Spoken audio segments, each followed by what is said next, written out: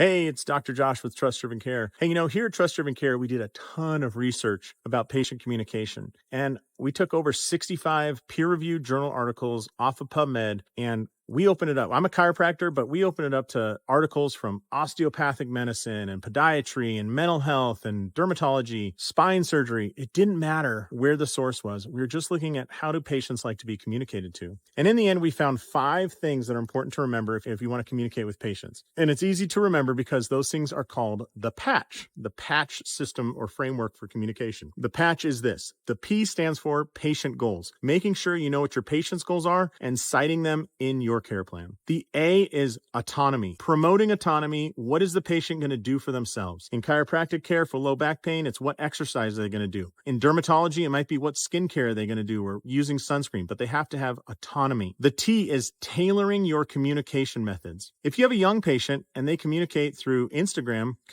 with them back through Instagram. If it's an older patient and they want written details of what their homework is, write it down or send a text message or email so it is in written form. The C is remembering communication basics. And the biggest one I can recommend here is use the patient's name. Introduce yourself by name to the patient by name. So, hey, I'm Dr. Josh. I understand you're Patrice. It's nice to meet you, Patrice. And then finally, the H is humility. Remember, you're probably the owner of your practice or the most educated person there with the most letters after your name, and you're the one that gets paid the big bucks. At least that's how our patients think of us. So remember to be humble. Make sure that it's not all about you and what you want to do, but remember the focus here is on the patient. So the patch framework will help you figure out the best way to always communicate with your patient, and it's PATCH. Patient goals, autonomy, tailoring communication, communication basics, and humility. I hope that's useful as you set up your communication for the coming year. This is the 3rd day of 2024. I hope you have a wonderful, amazing new year. Talk to you later.